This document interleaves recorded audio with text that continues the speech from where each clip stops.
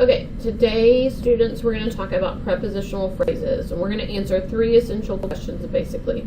How to spot them, how to punctuate them, and how to use them to combine sentences.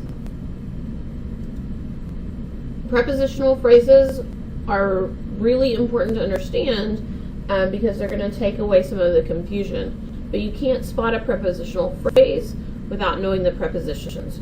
So the best way to learn the prepositions is to know the prepositions, or the best way to learn them is to memorize them, but it's hard to just memorize a set of words.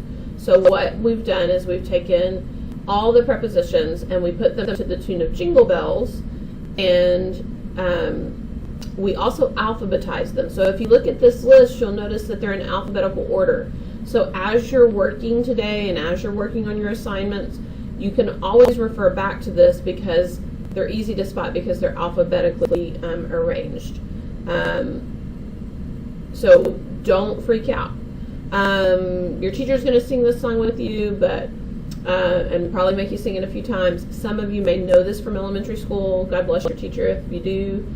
Your 6th grade teacher if you do. So it goes aboard, about, above, across, after, against, along, among, around, at, before, behind, below, beneath, beside, besides, between, beyond, but by, concerning, down, during, except for, from, inside, oh, into, like, near, above, on, out, over, past, since, through, throughout, till, to, toward, under, underneath, oh, until, upon, with, within, and without.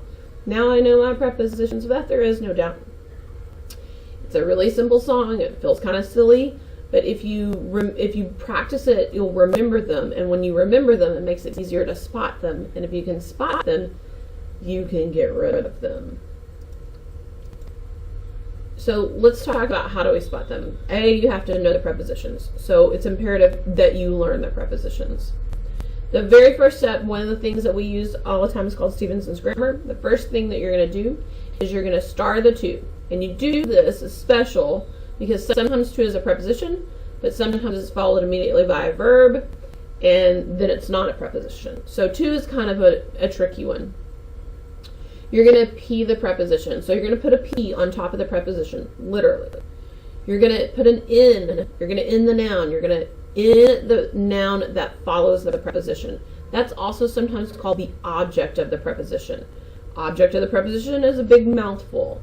So sometimes we just say it's the noun. It's the noun that the preposition is leading to. Then you're going to squiggle the prepositional phrase, meaning you can basically take it out of the sentence. For example, the dog went down the street to the park. Down, and first we're going to star the to. There we go. And then to is acting as a preposition here, and we know because right behind it is not a verb, and in fact 2 steps behind it is a noun. So we're going to P the preposition, to is also a preposition. We're going to end the nouns that follow the preposition. So notice how street follows the preposition, park follows the preposition. It's the noun. Every time you have a preposition, you should have a noun. Every time you have a preposition, you should have a noun. Prepositions, nouns. Preposition, noun. You shouldn't have a preposition. You shouldn't have 3 prepositions in a row and then 1 noun. The prepositional phrase starts with the preposition, ends with the noun. So we have 2 prepositional phrases in a sentence. The dog went down the street, that's 1, to the park, that's the 2nd. The subject and the verb become very clear very quickly when you can get rid of the prepositional phrases. So in this, what's left over, if I take these out, I have the dog went. It's not a great sentence, but it is a sentence because the dog is a subject. Went is the verb. It expresses a complete thought. So next week or in a few days when we're working on subject-verb agreement, you're gonna understand it even better. Our second question, how do we punctuate prepositional phrases? Why should we know? What does this have to do with punctuation? Here's the good news. Most of the time, prepositional phrases don't require any extra punctuation. No extra commas, no extra dashes or semicolons. Most of the time. The only time they're going to require additional punctuation is if they happen at the beginning of the sentence. For example, during the darkest and coldest nights of winter, comma, I feel lonelier than ever before. So During is the preposition. Nights is the noun that follows it. Of is the preposition. Winter is the noun that follows it. So during the darkest and coldest nights is a prepositional phrase. Of winter is a prepositional phrase. That should be looking familiar to you, that pattern where you have all of this information at the beginning, but it's not a complete sentence. Comma, sentence. What pattern does it look like? It's pattern 4 again. If you look at the beginning of the sentence and notice the preposition, it follows the same rule as in a woobus. So you can even adapt the rhyme. A prepositional phrase to begin equals a comma within. When you take off the prepositional phrase or phrases, you should have a sentence left over. So when we go back to our sentence up here, during the darkest and coldest nights of winter, that can all be removed. I feel lonelier than ever before should be a sentence. I is the subject, feel is the verb. Okay? So when you take off the prepositional phrase, you should have a sentence left over. And sometimes there might be 2 prep phrases to begin the sentence, just like in the example sentence I just showed you. So the comma always goes after the second one. We want to put the comma right in front of where the full sentence begins.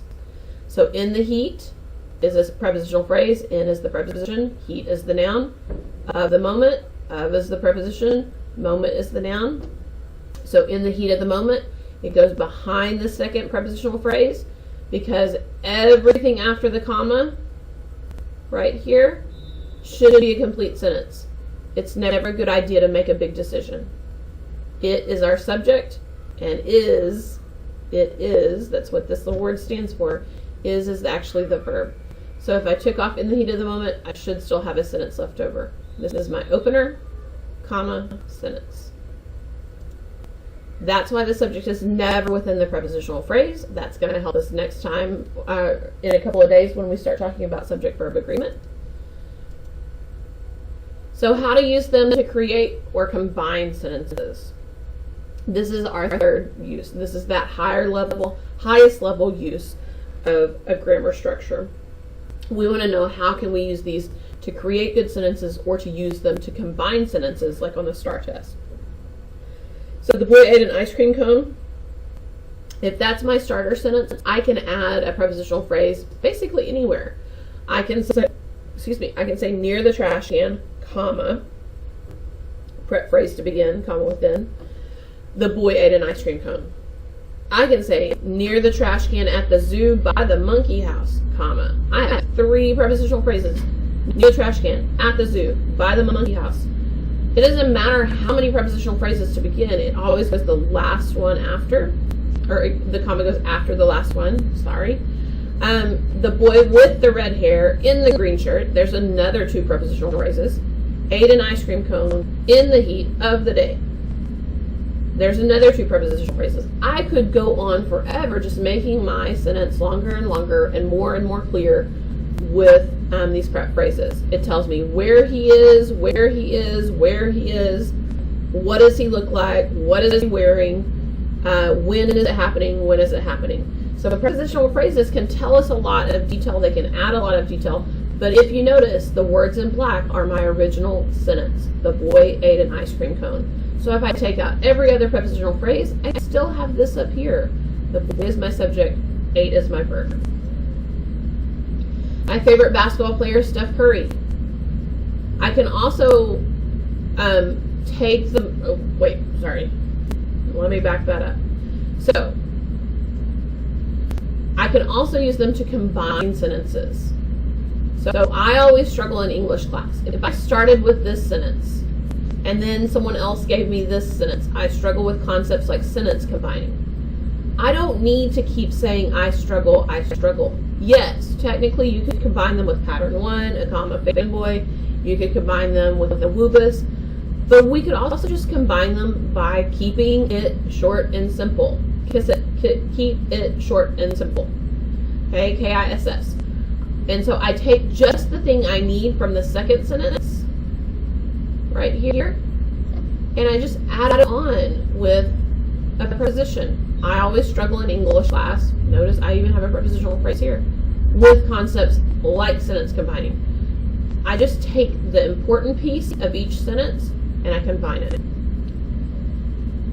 My favorite basketball player is Steph Curry. If that's my first simple sentence, do I need to say he plays? Well, I already know he's a player. I already know it's a he. So I take for the Golden State Warriors from my second sentence, and then I take the team. I already know the team is the Golden State Warriors. I don't need to repeat it.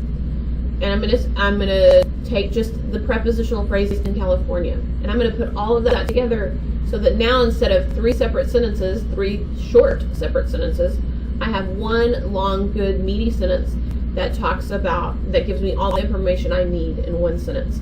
My favorite basketball player is Steph Curry from the Golden State Warriors in California. Who it is, what team he plays for, where that team is located. I don't have to just keep attaching sentences. And I also don't have to have 3 short, small, choppy sentences. So this is going to help your reader feel more comfortable in how you're writing, that they're not feeling very chopped up. And it gives you some variety in your sentence length and structure. So, in conclusion, prepositional phrases start with the preposition, they end with the noun. A prepositional phrase can be taken out of the sentence, and you still have a sentence left over. If the prepositional phrase comes at the beginning of the sentence, it's going to get a comma afterward. So it's going to follow that pattern for opener, comma, sentence. If you have further questions about prepositional phrases, please make sure to see your teacher, come to tutorials, talk to a friend, watch this video again, write down some questions so that you can be fully prepared. All right, have a great day, and remember to see the good in the world and be the good in the world.